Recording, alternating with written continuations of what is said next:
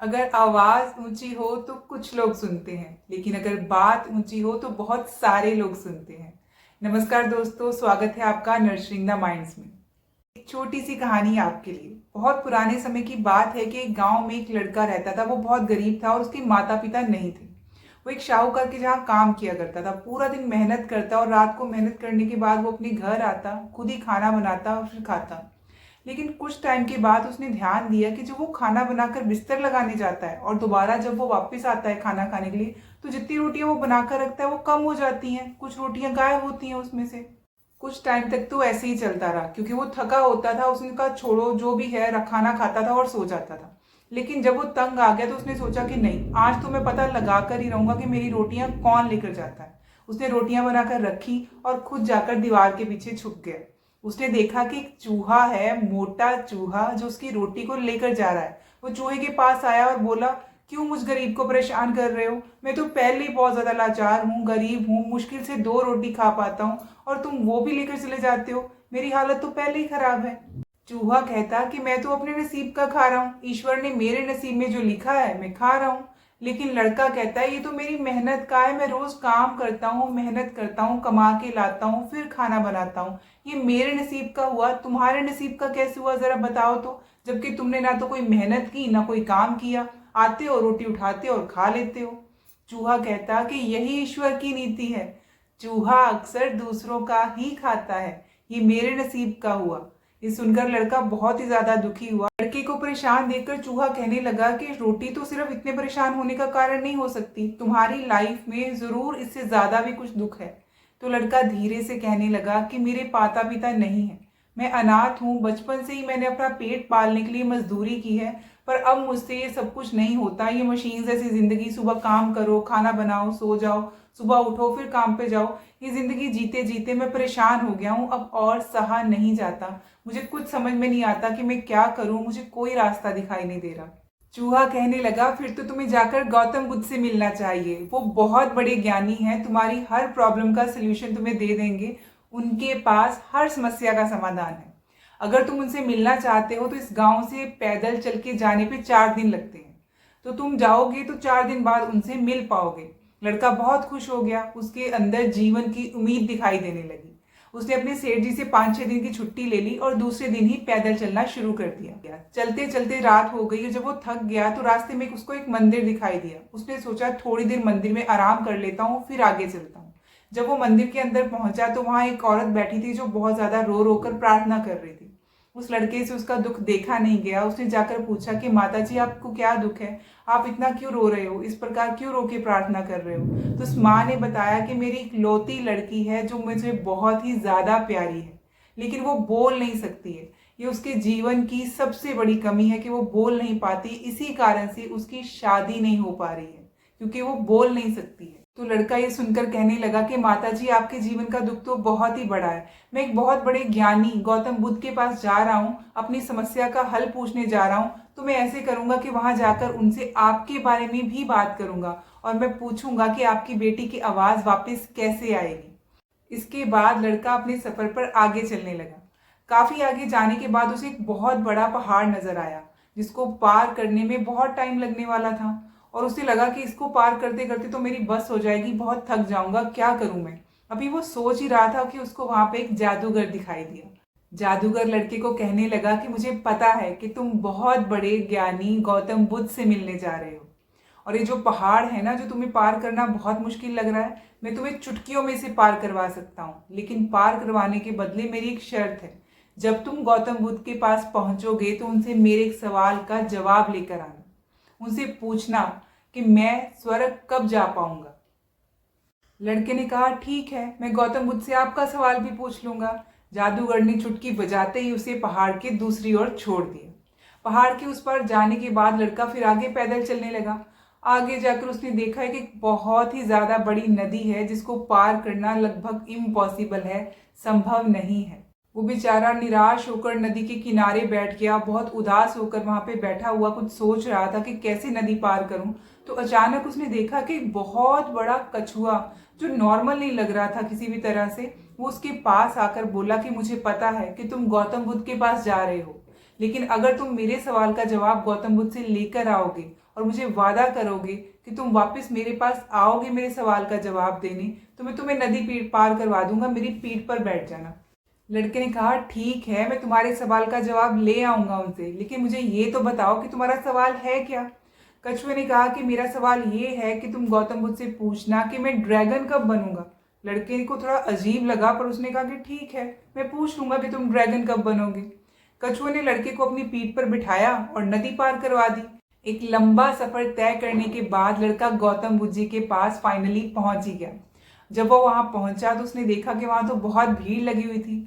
महात्मा बुद्ध सभी की समस्याओं के हल उन्हें बारी बारी बता रहे थे। जब लड़के का नंबर आया तो उसे पता चला कि हर व्यक्ति महात्मा बुद्ध से सिर्फ और सिर्फ 3 सवाल ही पूछ सकता है, लेकिन लड़के के मन में तो 4 सवाल थे। पहला सवाल उसके खुद के जीवन का परिश्रम था कि उसका जीवन इतना मुश्किल क्यों है, वो इतनी मेहनत करता है फिर भी वो दूसरे व्यक्तियों की तरह जीवन आसानी से क्यों नहीं जी पाता, और वो अनाथ क्यों है। दूसरा सवाल उस लाचार माँ का था जिसकी बेटी बोल नहीं सकती थी। तीसरा सवाल उस जादूगर का था जिसने अपनी पूरी जिंदगी लगा दी थी स्वर्ग जाने के लिए, लेकिन वो आज तक स्वर्ग जा नहीं पाया था। और चौथा सवाल था उस कछुए का जो ड्रैगन बनना चाहता था। लड़का भी अपने मन में सोच ही रहा था कि इन चारों में से कौन से 3 सवाल पूछूं। तो उसके मन में विचार आया कि मेरा जीवन भले ही मुश्किलों से गुजर रहा है, लेकिन फिर भी अगर मैं अपने मन से नकारात्मक विचारों को हटा दूं और ज्यादा मेहनत करूं तो हो सकता है कि मेरे जीवन में आने वाले वक्त में जो आसानियां हैं वो बढ़ जाएं, मुश्किलें कम हो जाएं। लेकिन जो बाकी लोग हैं उनकी मेहनत के बिना मैं यहाँ नहीं पहुंच सकता था। अगर वो मेरी मदद नहीं करते तो मैं कभी भी गौतम बुद्ध के पास नहीं पहुंच पाता। तो ऐसा करता हूँ कि उन लोगों के सवाल पूछ लेता हूँ जिन्होंने मेरी हेल्प की रास्ते में।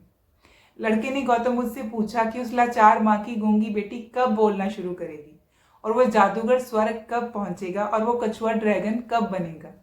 उन सवालों के जवाब में गौतम बुद्ध कहने लगे कि वो लाचार माँ की बेटी तब बोलना शुरू करेगी जब उसे कोई सच्चे दिल से प्यार करेगा। जब कोई उसे सच्चे दिल से प्रेम करेगा उस दिन वो बोलना शुरू कर देगी। और वो जादूगर जो उसने छड़ी पकड़ी हुई ना अपने हाथ में जादू दिखाने के लिए, जिस दिन वो छड़ी छोड़ देगा ना उसी दिन वो स्वर्ग पहुंच जाएगा। और वो कछुआ जो अपनी पीठ पर लाद कर उसको दूसरी ओर छोड़कर गया था, अगर वो अपनी पीठ पर लगे कवच को हटा देगा उसी दिन वो ड्रैगन बन जाएगा। लड़का महात्मा गौतम बुद्ध को प्रणाम करके वहां से वापसी के लिए निकल पड़ा। जब लड़का वापस पहुंचा सबसे पहले उसे कछुआ मिला। कछुए ने दोबारा उसे अपनी पीठ पर बिठाया, नदी पार करवाई और उसे पूछा कि मेरे सवाल का जवाब क्या है। तो लड़के ने उसे बताया कि अगर तुम अपनी पीठ पर लगे कवच को हटा दोगे तो तुम ड्रैगन बन जाओगे। कछुए ने वैसा ही किया और वो ड्रैगन बन गया, और जो कछुए ने कवच हटाया था वो सोने और मोतियों में बदल गया। कछुआ जो कि अब ड्रैगन बन चुका था वो कहने लगा कि ये सोने और मोती तुम अपने पास रख सकते हो, क्योंकि तुमने मेरी जिंदगी की बहुत बड़ी इच्छा पूरी कर दी है। मैं खुद तो बुद्ध जी के पास नहीं जा सकता था, लेकिन तुम मेरा सवाल का जवाब लेकर आए तो ये सोने और मोती तुम्हारे हुए। फिर उसके बाद लड़का जादूगर के पास पहुंचा। उसने जाकर उसे कहा कि अगर तुम्हें अपनी छड़ी छोड़ दोगे ना और मन में कहो कि तुम स्वर्ग जाना चाहते हो तो तुम स्वर्ग पहुंच जाओगे। जादूगर ने ऐसा ही किया। उसने वो छड़ी वहां छोड़ दी और वो स्वर्ग चला गया। जैसे ही उसकी छड़ी छूटी और वो छड़ी जमीन पर गिरी, गिरते वक्त वो टूट गई और उसके हिस्से सोने में बदल गए, जो कि लड़के ने अपने पास रख लिए। और आखिर में वो उस लाचार माँ के पास पहुंचा। उसने कहा कि जब आपकी बेटी को कोई सच्चे दिल से प्रेम करेगा, प्यार करेगा, तब आपकी बेटी अपने आप बोलना शुरू कर देगी। जब वो वहां बैठकर ये सारी बातें उस माँ को बता रहा था, तभी उसने एक सामने एक लड़की देखी जो कि बहुत ही ज्यादा सुंदर थी और सामने एक गाय को नहला रही थी। वह उसे देखते ही उसकी तरफ मनमोहित हो गया और उसकी नजर उससे हटी नहीं थी। लड़का उस लड़की को जानता तो नहीं था, लेकिन उसे देखते ही पता नहीं क्यों उसे उससे प्यार सा हो गया। कई बार होता है ना, कोई पहली नजर में ही बहुत अच्छा लग जाता है। लड़का उस पर अपना सब कुछ कुर्बान करने के लिए तैयार था। तो लड़के ने अपने सामने जिन माताजी से वो बात कर रहा था उनसे पूछने लगा कि वो लड़की जो गाय को नहला रही है, क्या आप उसे जानती हैं? वो मुझे बहुत अच्छी लगी है और मैं उसे शादी करना चाहता हूँ, क्या इसमें आप मेरी हेल्प कर सकती हैं? तो माताजी कहने लगी कि वो मेरी ही बेटी है। माताजी ने उसे नाम लेकर अपने पास बुलाया और तब उसे पता चला कि वो इसी माताजी की वो गूंगी लड़की है। लेकिन अब तो वो उससे प्यार कर बैठा था, तो उसे कोई भी उसकी कमी दिखाई नहीं दे रही थी। उसे बस सिर्फ और सिर्फ अपना प्यार ही दिख रहा था। माताजी ने जैसे ही उस लड़की को अपने पास बुलाया, अपनी बेटी को, और उस लड़के से उसका परिचय कराने लगी कि ये वो लड़का है जो महात्मा गौतम बुद्ध से मिलकर आया है, तो वो लड़की कहने लगी कि हाँ, ये वही है ना जो उस दिन रात को आपको मंदिर में मिले थे। तो माता जी की आंखों में से आंसू बहने लगे। वो समझ गई कि ये गौतम बुद्ध की और इस ईश्वर की कृपा है और ये लड़का ही मेरी बेटी से सच्चा प्यार करता है, इसीलिए ये लड़की बोलने लग गई है। उस माँ के लिए इससे बड़ी बात कोई भी नहीं थी कि उसकी बेटी जिससे वो सबसे ज्यादा प्यार करती थी वो बोलने लग गई थी। उसकी जिंदगी की सबसे बड़ी कमी दूर हो गई थी और वो कमी भी उसी लड़के की वजह से दूर हुई थी। इसलिए वो माँ अपनी बेटी की शादी उस लड़के से करने के लिए तैयार हो गई। अब लड़के के पास जीवन के सारे सुख थे। उसको एक बहुत ही सुंदर प्यार करने वाली पत्नी मिल चुकी थी, सोने के रूप में धन मिल चुका था, मोती मिल चुके थे। अब उसके पास सब कुछ था, उसकी गरीबी भी दूर हो चुकी थी। ये कहानी हमें सिखाती है कि हमें सिर्फ अपने दुख का ही ध्यान नहीं रखना चाहिए, दूसरे के दुख का भी ध्यान रखना चाहिए। जीवन का दुख उनका भी उतना ही बड़ा होता है, लेकिन अगर हम दूसरों की समस्याओं को हल करने में उनकी मदद करते हैं तो ईश्वर भी हमारे लिए कोई ना कोई रास्ता जरूर निकाल देते हैं। जब तक जहाज किनारे पर होता है तब तक वो बिल्कुल सुरक्षित होता है, लेकिन अगर उसे दूसरे किनारे तक पहुंचना है तो उसे रास्ते में आने वाली लहरों का भी सामना करना पड़ता है, रास्ते में आने वाली मुसीबतों का भी सामना करना पड़ता है और अलग अलग टेम्परेचर में भी रहना पड़ता है। तभी वो जाकर फाइनली अपने डेस्टिनेशन पे पहुंच पाता है। इसी तरह से जब तक वो लड़के ने अपने सवाल को नहीं छोड़ा था तब तक वो परेशान था, उसे अपने सवालों के जवाब नहीं मिल रहे थे, अपनी मंजिल तक नहीं पहुंच पा रहा था वो। लेकिन जैसे ही उसने अपने सवाल को छोड़ दिया, दूसरी दुनिया की तरफ देखना शुरू किया, औरों के दुख को समझना शुरू किया, तो परमात्मा ने उसे उसके सवालों के जवाब अपने आप ही दे दिए, उसकी लाइफ की प्रॉब्लम्स को अपने आप ही दूर कर दिया। इसी तरह से हमें भी समझना चाहिए कि अगर हमें जिंदगी में आगे बढ़ना है तो हमें थोड़ी सी मुसीबतों को झेलना पड़ेगा, मेहनत करनी पड़ेगी, सुबह उठकर रोज डटकर अपनी मुसीबतों को, अपनी प्रॉब्लम्स को सॉल्व करना पड़ेगा। तभी हम एक एक स्टेप लेकर अपनी डेस्टिनेशन पर पहुंच पाएंगे। आई होप ये कहानी आपको अच्छी लगी होगी। अगर आपको अच्छी लगी तो do share it with your friends and family. I will see you in the next video. Till then take care and bye bye.